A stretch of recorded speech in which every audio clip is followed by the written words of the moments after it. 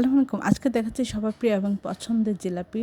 আমরা প্রথমে এর মধ্যে ২ কাপ চিনি নিয়েছি এবং ১.৫ কাপ পানি নিয়েছি, নিয়ে একটা শিরা তৈরি করে নিব।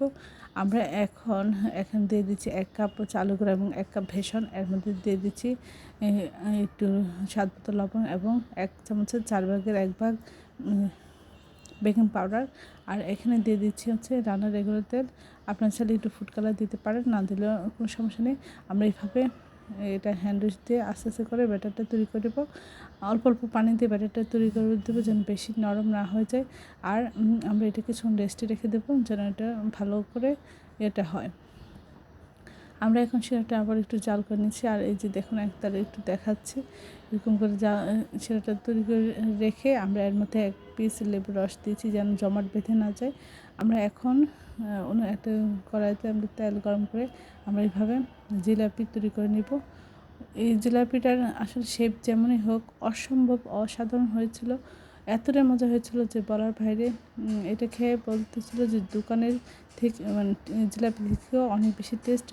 আসলে দেখতে ওদের মতো না হলেও খেতে অসাধারণ হয়েছিল। আমরা এইভাবে একটু ভেজে নিয়ে আমরা চিনি শিরায় ডুবিয়ে নিয়েছি, নিয়ে আমরা এটা উঠিয়ে নিব।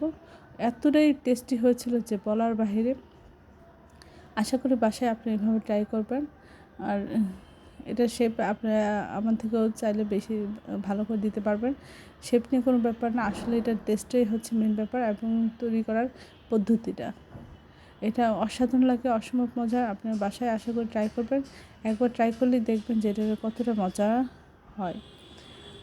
সবাই আমার চ্যানেলটি লাইক এবং শেয়ার দেবেন, সাবস্ক্রাইব করবেন এবং প্রিয়জনকে বেশি বেশি করে শেয়ার দিবেন। আর এটা ফলো দিয়ে রাখবেন, তাহলে অ্যাড নোটিফিকেশনগুলো আপনাদের কাছে দ্রুত চলে যাবে। দেখুন অসাধারণ হয়েছিল এটা। মানে এটা বানানোর সাথে সাথে সবাই নিয়ে নিয়েছে, খেয়ে ফেলছে, এতটাই টেস্টি হয়েছিল। তো এই ধরনের সুন্দর সুন্দর ভিডিও পাওয়ার জন্য আমার চ্যানেলটি সবাই লাইক এবং শেয়ার দেবেন, সাবস্ক্রাইব করবেন।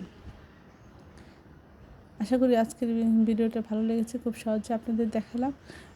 অনেকে এই ইয়েটা অনেক কিছু ঝামেলা করে তৈরি করে, আসলে এখানে চালের গুঁড়া এবং বেসন দিয়ে খুব সহজে তৈরি করা যায়। অল্প উপকরণ এবং খুব সহজে এটি খুবই সুস্বাদু টেস্টি জিলাপি হয়ে যায় ঝামেলা ছাড়াই।